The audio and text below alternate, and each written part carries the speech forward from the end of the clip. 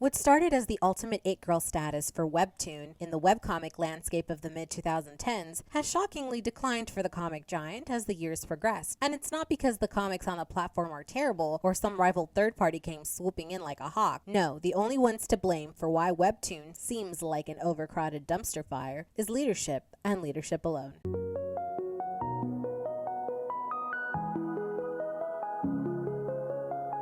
Hey yo, welcome to Day Data, the channel where you get to watch me draw and talk about fandom/storytelling things. This video was a long time coming and something I really wanted to delve into ever since I noticed the decline of Webtoon. It does sadden me that I made this video, but I think it's necessary to address and open up a discourse about what's been happening with Webtoon and why they seem to be dropping the ball lately, not just for its readers, but for its creators as well. So I've compiled a list of what I've noticed needs improvement on the platform as both a reader and creator of comics. The points I bring up are also reiterated by many on Twitter and the Webtoon webcomic communities on Reddit. If you'd like to see the discussion on this topic firsthand, I'll leave a link for the Reddit thread in the description box below. I will mention a few Reddit users who deserve all the credit as they've helped me complete my list. Without their input and help, my list would not be half as long. Now, let me preface this video by reminding people that I don't blame the editors or the people who work hard over in LA and remotely. You can tell they still have passion for the creators they represent and assist. They can only do so much to combat the direction and priorities that Webtoon decides to undertake. So know that when I speak of Webtoon, unless I'm specifying otherwise, I'm not speaking about the editors and creators, just the leadership of the company and whoever makes the choice for which direction and what Webtoon will prioritize. If you're feeling this video, give it a like. If you haven't subscribed to my channel already, but you're feeling my content, click on that red subscribe button and become a sparkling individual. Now, with that out of the way, let's get started. But first, a word from our sponsor, Day Does, aka me. I've created an animatic series called Dante's Ama. It's a psychological thriller and romance about a jaded but crafty girl named Ama on the hunt for her mother's killer. Just when she thought she found him, calm and soft-spoken Dante turns out to be the wrong serial killer. Now she can't shake him. Dante is obsessed for his own reasons and wants to be involved in Ama's life by any means necessary. Will Ama find her mother's murderer in time and bring them to justice? Or will Dante's interference ruin her revenge, her life, and everyone she holds dear? The first and second episodes are currently out, with the third episode coming this fall. If this sounds interesting or right up your alley or even piqued your interest, then check it out. Links will be provided in the description box below. Now back to the video.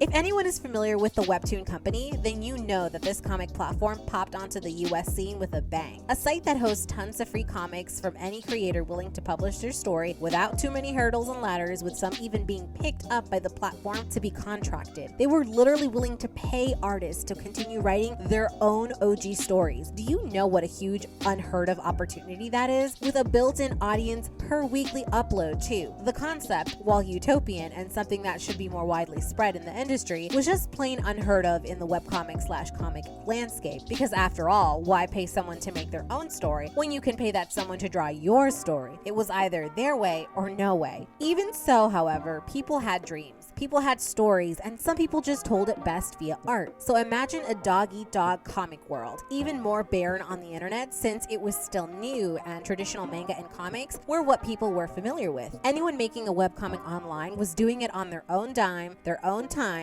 and on their own domain. Maybe they placed it on DeviantArt to gain better views, maybe they placed it on Tumblr, Taptastic, Tap Us before the rebranding, Twitter, Instagram, Facebook, even if you knew what you were doing. Literally anywhere with an audience. Individual creators were on their own. The audience was out there, but it was just getting to them that's the problem. Early Webtoon existed as an extension to the Naver and Dom search engine portals back in the early 2000s in South Korea. It was an open platform where amateur artists could upload their original comics and have a substantial amount of people view it. Duom Webtoon came first. They were later followed by Naver Webtoon. Both services released webcomic episodes for free, and according to David Walsh of Bloomberg from the article Forget Manga, Here's Manhwa, comics have accounted for a quarter of all book sales in South Korea, while more than 3 million Korean users paid to access online manhwa, while 10 million users read free webtoons. That's such an exorbitant number, and very impressive considering manga and other traditional comic book formats in places like Japan were the norm and was a $250 million industry. Now imagine if webcomics expanded to the English market. Prior to 2014, English translations were only available on fan translation sites. The truly dedicated was what made manhwa available to the Western world. So truthfully, thank you so much for anonymous fan translation groups. You've enriched me and had me panting after some stories back when I was a middle/high school student.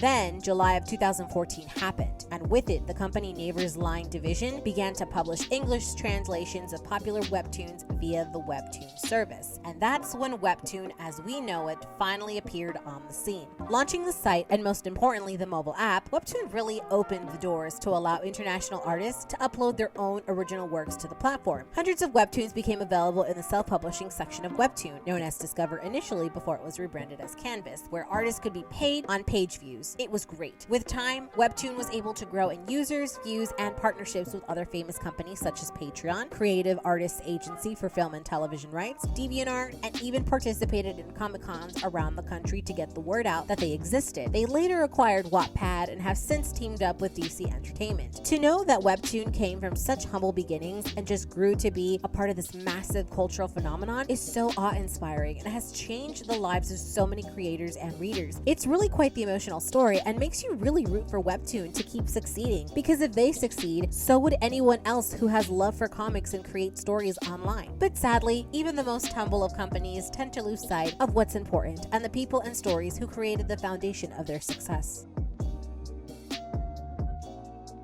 I'm generally a silent lurker on Twitter and follow many creators of Webtoon on both Twitter and Instagram. Hell, I even work for one of them as an SFX/bubble text editor. And over the course of many months, I've noticed that a lot of them, even the more established ones with larger audiences, have voiced some concerns about the platform. Now, normally these voiced concerns aren't a big deal, and it's nice to see that they're comfortable enough to speak out on issues that the company can do to further improve themselves. And anyone who knows me knows that I love self-improvement, whether that's in one's craft to aspects of their personality. I just love any and every opportunity to improve as a human being, artist, writer, and YouTuber. So there I go thinking that companies, at least ethical companies, would have the same mindset, because in improving oneself always comes the benefit of success. Well, it turns out I was being optimistic and maybe a little naive, but I'm hoping I get proven wrong. It would be in everyone's best interest if I was proven wrong. It's disheartening to read about Webtoon neglecting their creators and stories in order to only look at the bigger picture. So in the interest of being organized and hoping these problems get fixed in the future, here are the problems that Webtoon has in order of least to most severe, and what solutions can be utilized to help make the platform even better. Starting with the least harmful but very annoying.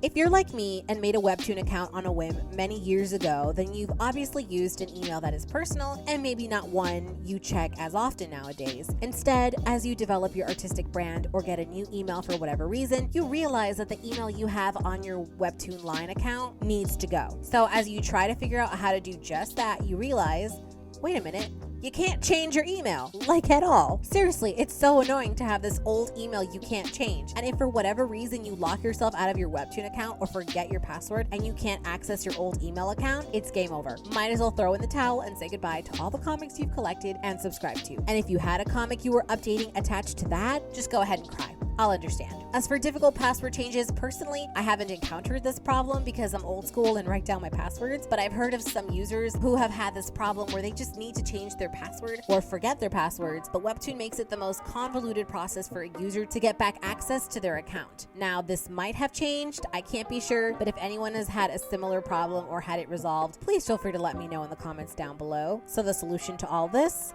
Make emails and passwords changeable. If every other company with a service platform can do this, so too can Line Webtoon.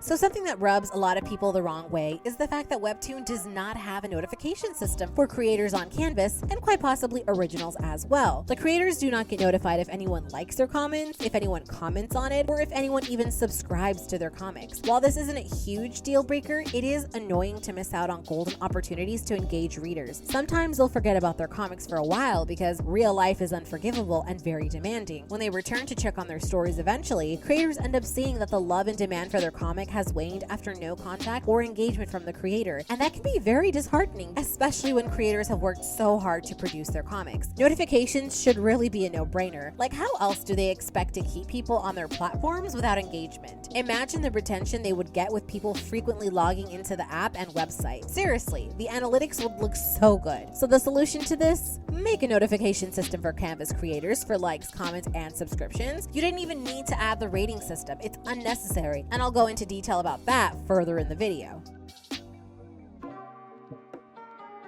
So this lovely Reddit user pointed out that the fan translations in Webtoon should be more widely available and expanded upon. I've noticed that it takes a hot while for comics to get translated into another language, whether that's English to Spanish, Spanish to Indonesian, Chinese to French, Korean to Swahili, etc. It takes time for Webtoon to find the right team of translators and then editors and proofreaders who can put together and deliver translated episodes of comics. Like, I understand the process. It is a struggle and takes a lot of hard work in order to make quality translations. I'm not begrudging the process. However, I will add that there are many fans available for various comics who would gladly volunteer their time and skills to translate their favorite stories with equal care for creators. It's very generous and shows how far people are willing to go to basically act as free marketing and expand a creator's audience. It's the best kind of marketing there is, and it seems wrong to not capitalize on this. I know some comics have fan translations available, and people can apply to be contributor and translate. I'll post the link in the description box on how to do that. And I'm not too sure how long the process is, or if Webtoon actually makes it so people can translate, but hopefully the barrier isn't convoluted. I know translated comics are required to be copyrighted and need the permission of the owner, so if anyone knows how this process is or feels whether it's fair or unfair or could be better, feel free to comment. I know for originals, Webtoon would prefer to do most of the heavy lifting in terms of translating, but I think fan translations might still be welcome. However, don't quote me on that, I don't entirely know. So the solution to this?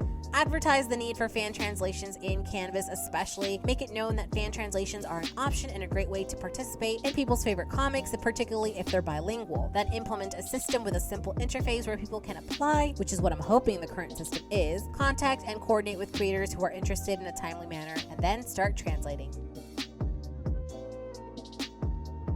I can't believe that in the year of our Lord 2022, the marketing of comics as complete after you finish reading them has not been implemented in Webtoon already. In fact, I don't think the concept has been implemented in any comic platform that I know of. It would be so amazing knowing that out of the hundreds of saved comics you have, you can easily see which ones you've read. My Virgo Moon loves the thought of having the organizational tools to better figure out your comic reading experience, which brings me to another issue that Webtoon has, and that is,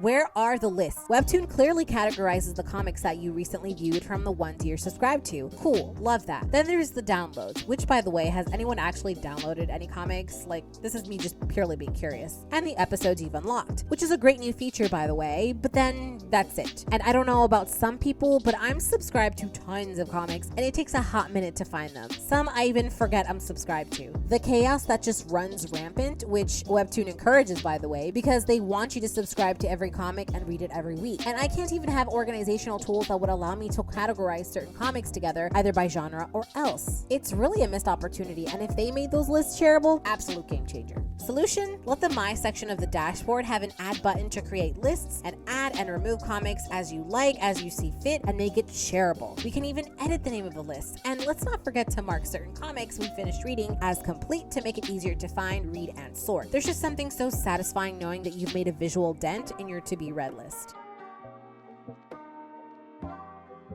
Longtime readers and creators of the Webtoon platform will know what I mean when I say that the rating system sucks. It is terrible. In theory, it makes sense, but it serves no real purpose because no one uses the rating system to decide whether a comic is worth reading. All anyone needs is a bomb-ass thumbnail and an interesting summary. The rate score can't evaluate the potential one might see in Canvas because what seems like a low score for one person is going to be a high score for another. That's why Rotten Tomato scores for movies is taken with a grain of salt. Webtoon already has a numerical scoring system for its comics on both the original and Canvas side that catch way more attention and help promote the stories on their site with better return success than a rating system that no one really looks at. Plus, most of us forget to even rate a series. No one pays the rating system the slightest bit of attention except when it comes to contest time. Then it gets worse. Every time contest season rolls around on Webtoon, the atmosphere in what is supposed to be a friendly competition becomes feral, and I get it. People want to win. People want their faves to win. I get it. I respect it. What I don't respect is readers sabotaging other creator hopefuls by rate bombing, which simply means a group of readers gathering together to give certain comics a low rate score and making them look bad in order to make their chosen creator look good to the judges by comparison. That's bullying, dishonest, and absolutely disgusting. There is no honor in that, and it cheapens the spirit of what is supposed to be a wholesome community event finding an epic story to celebrate. I will admit that I was rate bombed, but thankfully the impact wasn't anything noticeable, but there were other creators whose scores just tanked over overnight, despite the positive engagements they've gotten. It's so heartbreaking to see it really, especially when they panic and think no one likes their story, least of all the judges. So the solution to this? Do away with the rating system, period. Seriously, it's not helpful or useful in determining where a comic stands in the grand scheme of things. Or if not that, then please have some sort of regulation or system in place that prevents rate bombing. I know that staff in Webtoon are aware of this problem because they take great pains in explicitly stating not to rate bomb comics and have taken away the judging power from rate scores to determine the overall judging criteria of a comic. And if a review system was added to the rating score, it would actually hold some weight in people's decision making. That actually sounds like a fun idea. But otherwise, get rid of what doesn't work and insert actual things that people have been asking for.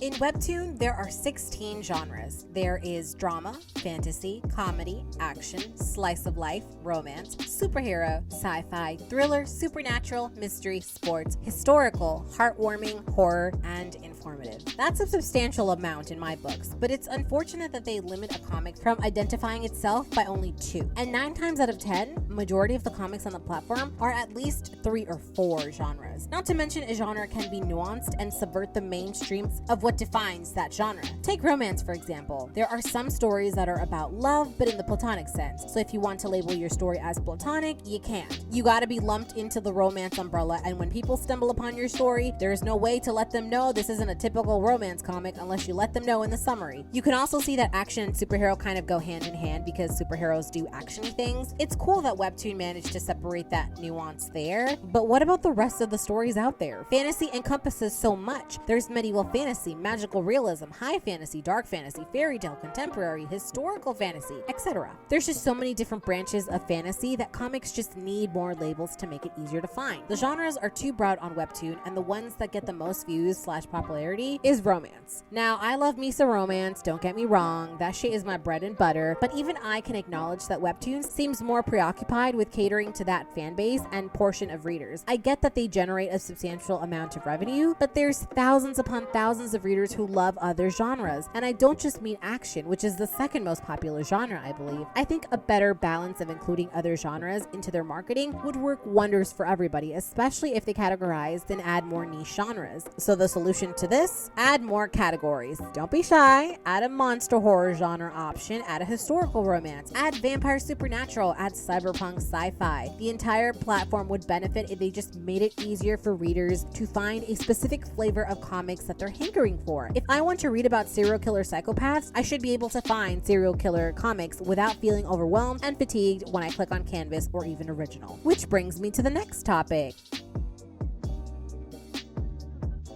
Now, how many times have I and everyone else on Webtoon have screamed to the high heavens for a tagging system that would optimize the search function on the app and website? That should have been one of the top priorities for the IT team. Do you know the power, the ultimate coding muscles, the streamlined ability, the reputation that Webtoon would have if comics were organized under specific tags that would allow readers to find them more easily? I would literally cry and drown myself in comics. It seems like every other comic platform has figured out the power that a tagging system can bring. Everyone else has this basic understanding and function ready to go. But why is it that one of the OG pioneers for digital stories has not caught up with the program? And did I mention that right now Webtoon's search system is clunky and exhausting? Not to mention the search toolbar itself is not the best. Time and time again, this function has failed people by not bringing up titles when they type it in, especially if it's a title that has a unique character in it. So the solution to this? Add tags and a filter. Imagine how much more visibility people would have because of that. And I'm not sure what is going on exactly, but I think it's also worth looking at the search system and seeing if something is affecting names popping up, because a lot of people have been complaining about the search tool as well. So just saying. This just ties in with the last issue about features, but it seems that Webtoon is very slow to roll out requested features that other smaller creative media platforms have implemented since the beginning. Sure, it'll throw out free coins every other week, but I'd gladly forego free coins for months if I could get that tagging system in place. I assume the IT and developer side of things in Webtoon are the ones in charge of implementing what's needed and what's not. So my solution? Maybe reevaluate the priorities of what features to add by valuing the user experience higher on the scale. It would would be so sad to have the bigger thumbnails and vertical thumbnails go to waste because readers get tired from not finding anything they really want to read. It just seems to me that it's better to minimize user difficulty instead of the in-app marketing, or at least for the moment. Everyone and their mothers knows that Webtoon has a ton to offer, but what's the point when you're only seeing the same 10 comics? Now we're reaching the really controversial points of this video, and one of them is about the daily pass model on Webtoon. This feature of locking episodes and asking readers to pay for it is nothing new, but it did cause quite a stir for readers when the once previously free platform began to put completed comics behind a paywall. Webtoon's response was that purchasing the episodes would help generate revenue for artists after a series is completed. It definitely sounded like a solid idea, and we all for sure wanted to support artists who've worked hard to make their series come to life, so most of us bought the coins and life went on. Then Daily Pass got weird. Now the system still does what it's supposed to do according to a few creators who have completed series, but something myself and many others have noticed was that Daily Pass system does not have a buy the completed series or X amount of episodes for X amount. Instead, it forces readers to buy one episode at a time, which can be really inconvenient and stops people from having a seamless reading experience. It also happens to disguise the real price people are paying for all these episodes. And I don't know about some people, but transparency is something that I value highly. And it just seems weird to me that there isn't already a system in place to buy bundles of episodes or the entire series in general. I once thought they locked the episodes after you finished reading them, but it seems like that only happens if you use a free daily ticket. If you purchased an episode, it's yours for life, or at least it better be. Sadly, it just seems like binge readers are being punished for not reading daily, and while some people aren't affected by it because they visit the app every day, a lot of others don't have that kind of time to spare. We have other obligations and responsibilities to take care of before we can sit down and read some comics. Trust me, if I could make reading comics a career, I'd do it in a heartbeat. But the truth of the matter is that reading styles differ, and this lack of foresight now makes the reading experience by this monetization model on the app not very pleasant. Hell, treat completed series as ebooks even. The amount of downloads and views would be wild since a lot of people tend to reread. If I could reread Bastard right now, trust me, I would stop this video and do exactly that. Plus, wouldn't it be a grand idea to also use the analytics they have to see which completed series is popping off enough to make it into a print book? I tell you, I would gladly buy completed hard copies of my fave series on Webtoon like crazy. The cold truth is, people want to support artists and Webtoon, but the platform just does not make it easy. So the solution to this? A subscription model would probably benefit a lot of people who are interested in binging daily pass comics. I'd be willing to pay top dollar just to binge series on Webtoon. Or if not that, think about more monetized distribution models. There's the XX episodes for XX amount, or even buy the completed series. There are options out there, and I love helping creators, so I'm not against the daily pass model, just the way it's being handled.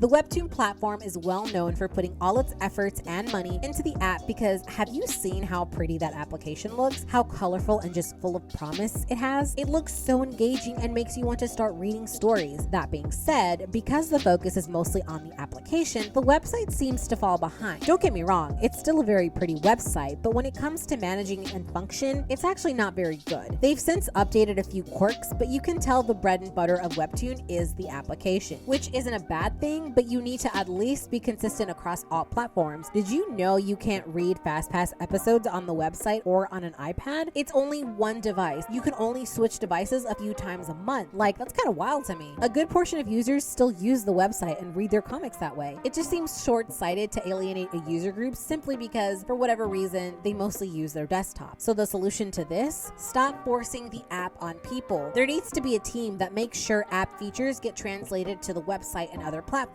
It might seem like a lot, but why only have one face with all the bells and whistles when you can have two? Not to mention, if the app should ever fail for a bit, technology isn't perfect after all, people still have the alternative of signing on and reading on the Webtoon website. Don't let Tapas and other websites beat you, Webtoon. Come on. Now we're getting to the top 4 huge problems that Webtoon has that has caused all this discourse online and made me really scrutinize the app even more. But first, I'll mention all of the honorable mention issues that still exist. But first, a quick word from our sponsor, Day Does, aka me. If you're into dark fantasy stories, the Greek myth of Hades and Persephone, mafia drama, and ghosts, then Inferno's Edge, book 1 of the Fallen Pantheon series, is the book you've got to check out. It's a modern reimagining of the Hades and Persephone tale starring an easygoing, unemployed girl named Fanny who can see ghosts. She moves goes to a new city and helps a dead mob boss find their killer, meeting all kinds of eccentric and dangerous characters in the city's underworld. Will Fanny be successful in her mission, or will she end up catching a bullet in the head instead? It's got slow burn romance, a murder mystery, supernatural drama,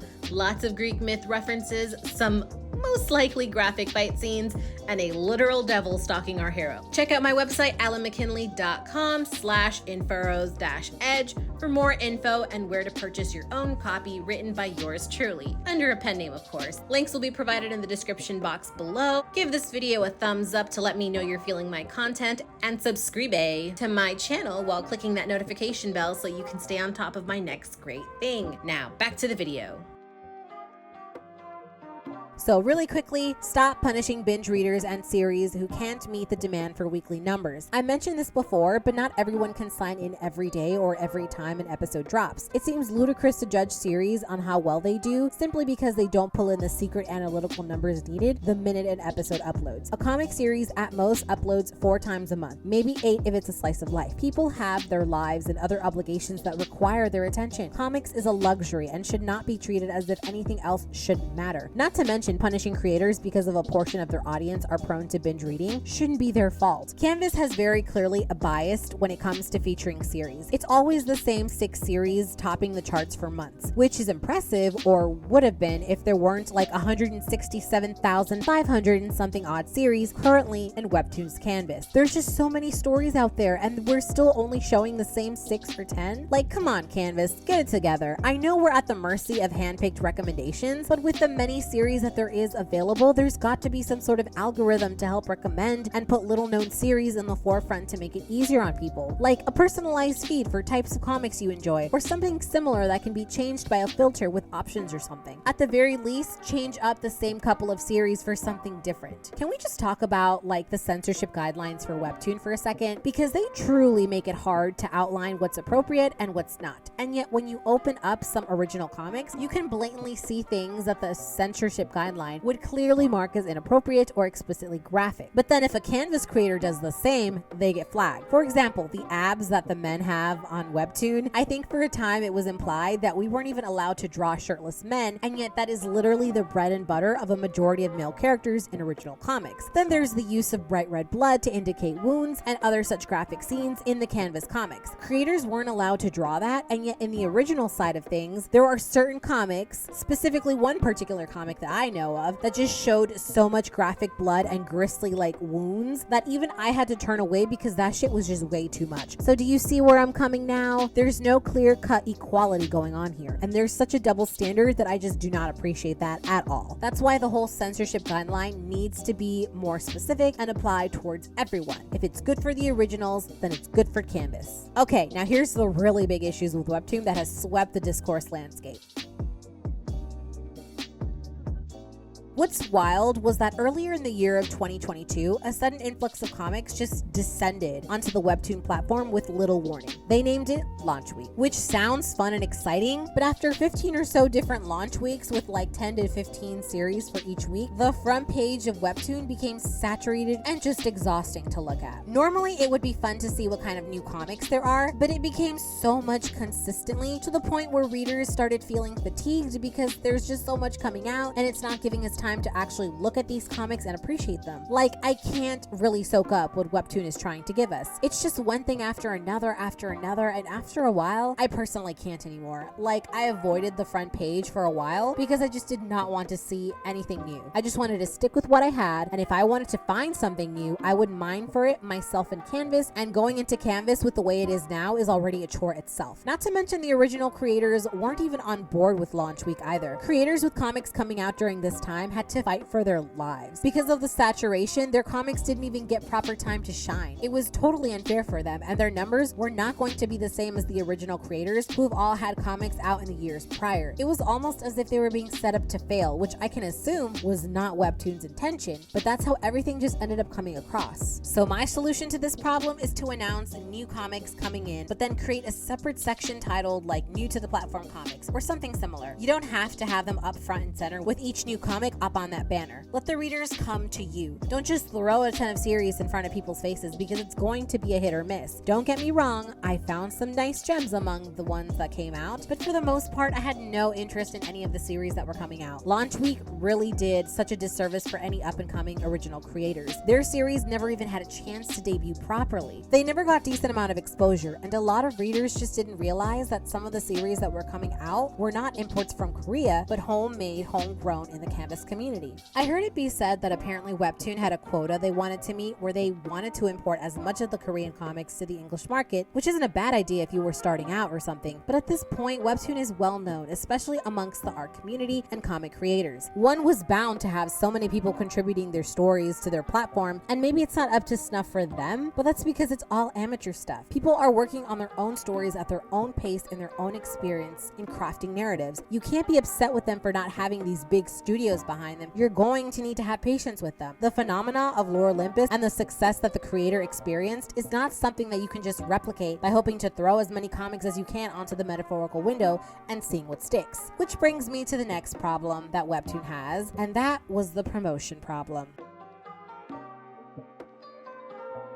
I don't know what was going on with Webtoon, but they just had a terrible time promoting original comics. A lot of creators and a lot of series were not getting the exposure they were promised in their contracts. They were not being advertised on the front page for as long as other original creators had prior to the nightmare of launch week. Up-and-coming original creators had maybe like a few hours on the front page banner before they were kicked out and something else was replaced. And it wasn't even another original creator that was up-and-coming from Canvas. The usurpers were Korean imports, which granted would have been fine if they were also original creators, but a lot of them were already completed comics that have established fan bases. The English Webtoon market, as I see it, is a surprisingly close-knit community with a lot of readers that are actually very supportive of the artists that get discovered. Like, we all want to see them succeed. So it boggles my mind to see the original side of things have little to no interest in supporting original creators. It just doesn't feel like how it used to be. Because if that had been the case, Webtoon would have tried everything in their power to make sure original creators had the marketing, the numbers, the analytics needed to succeed. And I'm talking about non-romance comics too. Romance on Webtoon seems to be the heavy lifter. It brings in the people, and I'm all about that. I love people discovering this platform every day, but the thing is, romance isn't the only genre in the Webtoon space. There are other genres that are also infinitely engaging and amazing to read about, and it's those underrated, underexposed comics that are not getting the proper attention that is due to them. And that's something Webtoon really needs to take a hard look at. So my solution? Actually devote time for these up-and-coming original creators to have their series promoted in the front page. Just a couple of shout outs on their social media isn't enough, because not everyone is constantly on their social medias. No one is constantly going to be on the Webtoon app, which is why having the marketing banner on the front page for a few hours is going to do nothing to gain the audience that Webtoon wishes these original creators would get. They used to leave it up for a week, I remember, even a few days, but now you barely see that kind of thing happening anymore. And if Webtoon genuinely believes a week isn't enough considering all the comics that there are out there, then why not add other smaller banners throughout the application so people can see it, whether they're in the front page, original section, canvas section, or any other section on the application. It just really seems like a missed opportunity, and I know they can come up with even better ideas, or if any of you sparkling individuals can think of anything better, please go ahead and just list it in the comments, because I know there are solutions we can come up with.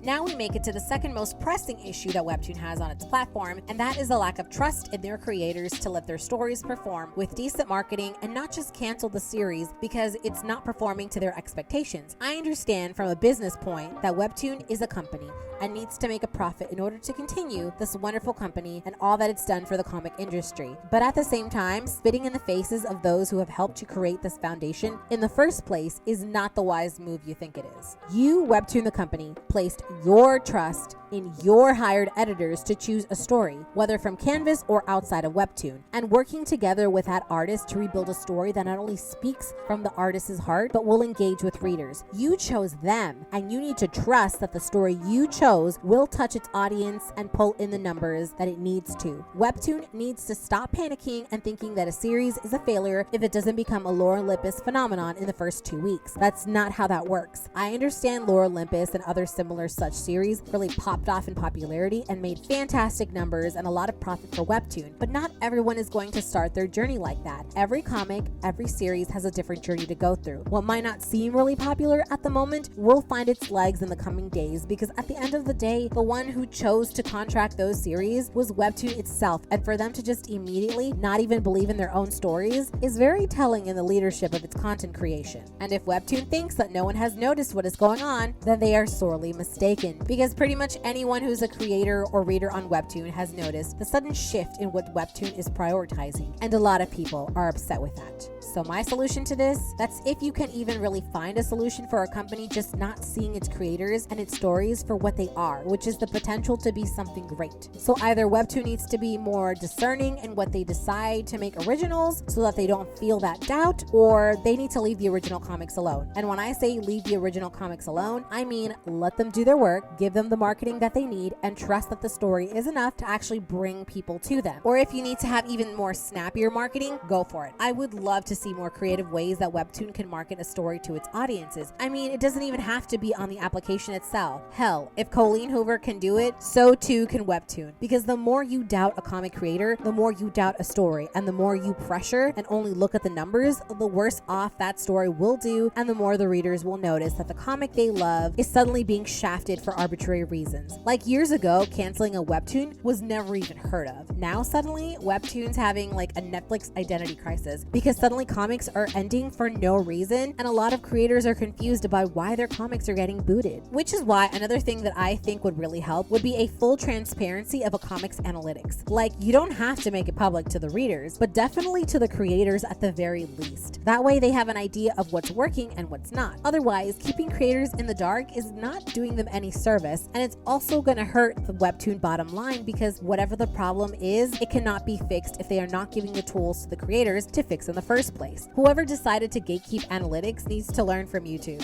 Seriously.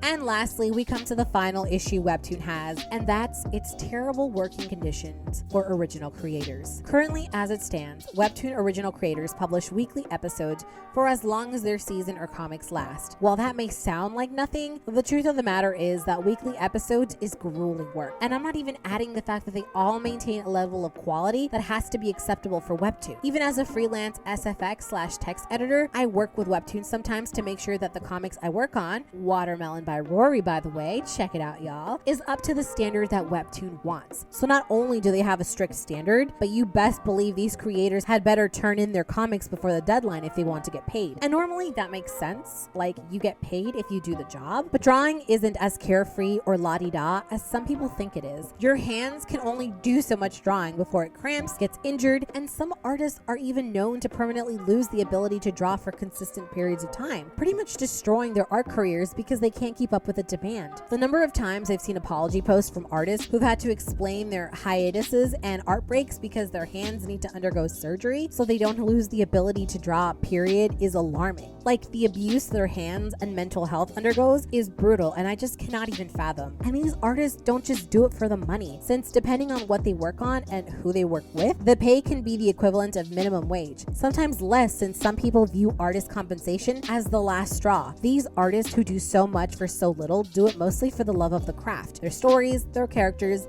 the beauty that is art, and just putting pen to paper. These artists are willing to go through it simply because they love drawing, which is why artists should not be exploited and treated with so little respect and bare minimum financial compensation. Way back when, I used to wait monthly for my fave manga to upload the next chapter. In fact, I still do, because Black Butler, Kuroshitsuji to some, is still ongoing. Manga artists were dying inside to finish their chapters before the deadline. I remember that was such a big deal to them. And now we have webcomic artists doing the same work, but in color, and some without assistance, for weekly episodes, which is fucking god tier. They're the real MVPs, which is why I respect and will fight a hoe if they complain that a weekly episode isn't enough. Like, I understand the sentiment, I really do. I wish I could binge The Guy Upstairs by Hansa, because that shit is my bread and butter, if you couldn't already tell by me working on my own serial killer video series here on YouTube. But I will never complain about it because I respect respect the artist and the hard work too much to sound ungrateful, but that's the reader side of things. On the Webtoon side, it's come to my attention that Webtoon just doesn't really seem to care about its creators unless they're super successful. I know when the Billboard ad fiasco happened over the summer, which, long story short, Webtoon's marketing team put out ads with catchy one-liners to encourage people to download the app, but ended up backfiring on them when it belittled the grueling hard work of every comic creator who draws comics for a living. It opened a discussion of how badly creators were being treated and really shattered the rose-colored glasses that Webtoon had over everyone. But anyways, when the ad fiasco happened, the time for truths about creators feeling underappreciated, undercompensated, underexposed, over-controlled, and just generally relegated to content creation commodities came out and exposed just how shady Webtoon had become. I shouldn't be surprised that a company like Webtoon ended up becoming this way, but it's really sad to see because the landscape wasn't like that a few years ago. I don't know what's changed, but suddenly Webtoon just wants to get in on the phenomenon before it even happens, which I can respect from a business perspective, but Webtoon isn't Netflix. They deal with artists and writers directly, and these people are human beings, not production teams. From losing portions of their IP rights to dealing with certain editors who want to change the story entirely. Some, mind you, I'm not talking about all, as the consensus is that most Webtoon editors are amazing and really good to bat for creators. But Webtoon has really gotten out of touch with what matters, and that's supporting and setting up their creators to succeed. And I've only been speaking about the original side of things. Like on Canvas, creators are pretty much on their own. The compensation is abysmal. They used to have the creators reward program that got amped up during the pandemic, and that really helped out a lot of people. But now they've since gutted that program to replace it with a tipping system, much like YouTube's very own tipping system, I believe. I can only hope it'll compensate creators fairly, but it's really telling that even to just receive $100 from Webtoon on Canvas, you need a consistent page views of 40,000 monthly. Even YouTube videos don't do that kind of view count unless they're like super popular channels. And Webtoon wants a comic to pull in those types of numbers for $100?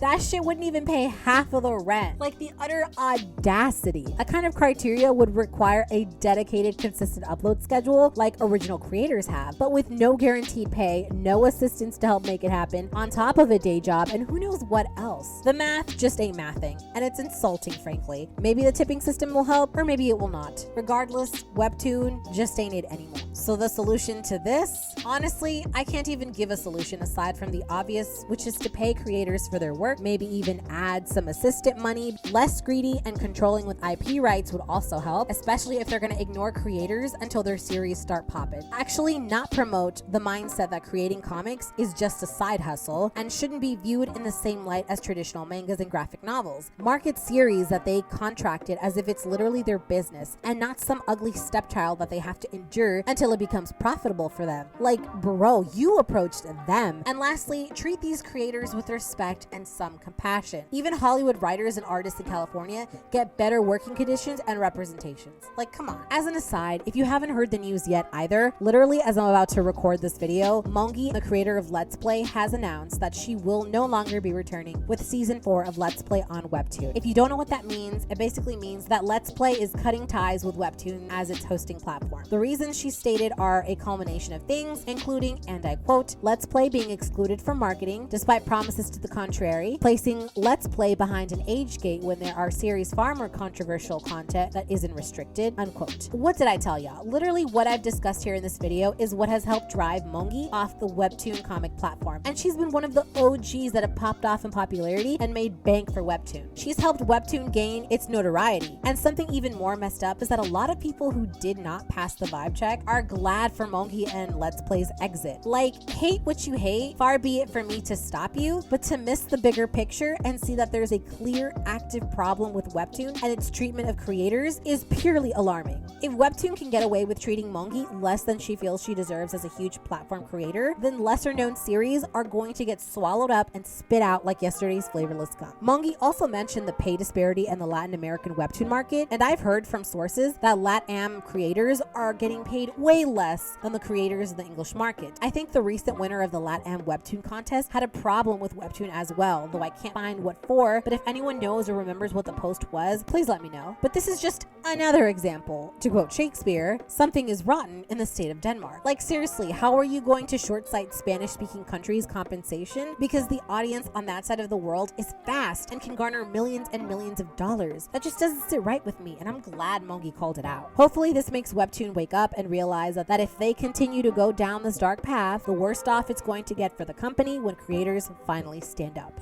And that, you sparkling individuals who have stuck with me thus far, is the end of this video. The decline of Webtoon was sadly inevitable, but I had been so hoping to be proven wrong. Webtoon is honestly a great idea and concept, and it was really going places. Still is, technically, but the truth of what lurks inside for artists has made quite an impact on the art and comic communities. If you can find a way to be profitable without them, I say go for it. If you can finesse a better way of life by working with Webtoon without being shafted, finesse all the way. There's nothing I love more than a started from the bottom, now we're here story. For everyone else, however, be careful. There's tons more I could say about Webtoon and the issues riddled within, but for now, this is where I will leave you all because this video has gotten super long, and I'm pretty sure I'm losing my voice as I'm currently speaking. So please feel free to add or prove me wrong in the comments below, and if you know more or want to add in your 2 cents, please do so. I know I'm not the only one who cares about what's going on. So thank you for everyone for watching. The artwork that I'm working here in this video is episode 22 of Wingless, which is a fantasy and drama comic, and it won't actually be uploaded just yet on Webtoon. There's like still a few things that I need to add before I can upload it, but I will post snippets of it on my Instagram, Twitter, and DeviantArt, and I will let you know when it's ready, so follow me there too if you haven't already. Don't forget to like and subscribe to my channel if you're feeling my content, and if you want to be a sparkling individual and witness when I upload my next great thing. Until next time, y'all, cheers!